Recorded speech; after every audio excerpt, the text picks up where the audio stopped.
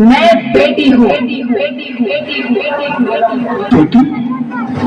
हाँ, मैं ही लक्ष्मी हूँ, मैं ही सरस्वती, मैं ही दुर्गा हूँ, मैं ही काली, मैं ही शीतला भी हूँ और मैं ज्वाला भी, मैं ही पार्वती हूँ और मैं ही संतोषी, और मैं ही हूँ अन्नपूर्णा।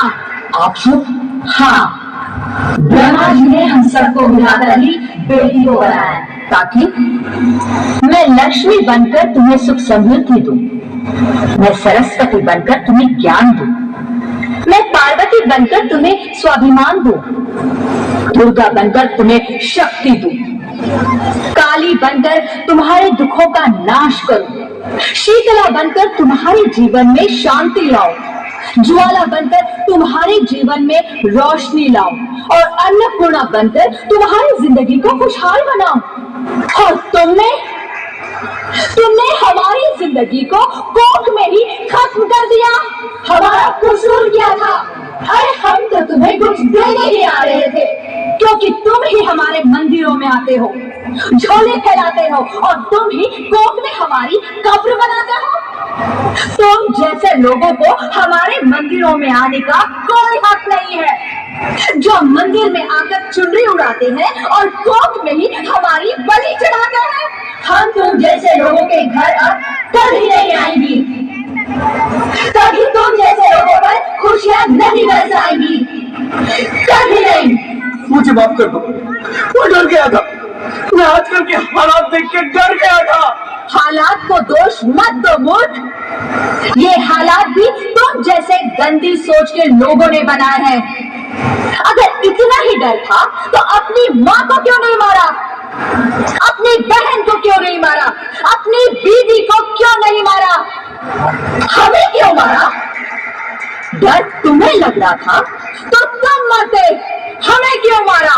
बेटे के मोह में, क्योंकि बेटा वंश चलाता है।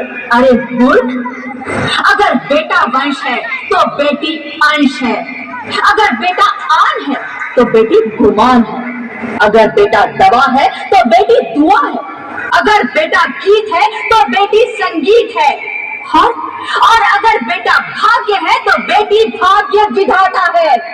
यह सबको माँ चाहिए, बहन चाहिए, बीवी चाहिए, मगर बेटी क्यों नहीं चाहिए? जबकि ओस की फूल सी होती है बेटियां, माँ बाप को जरा सा भी दर्द हो तो रोती है बेटियां।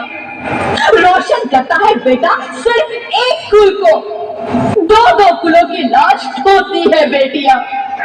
फिर भी किसी को नहीं चाहिए बेटियां। क्यों नहीं चाहिए बेटियां? है किसी के पास इस बात का जवाब? बेटियां क्यों नहीं चाहिए? हमारा क्या कसूर है? आखिर कसूर क्या है हमारा? हमारा जाता है हमें।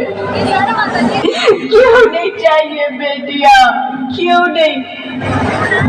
हमारा कसूर क्या है? क्या है हमारा कसूर? बहुत बहुत भाई, और अभी मुझे माफ कर दो। तुम्हारी कोई गलती नहीं है, तुम्हारी कोई गलती नहीं है। रोहित,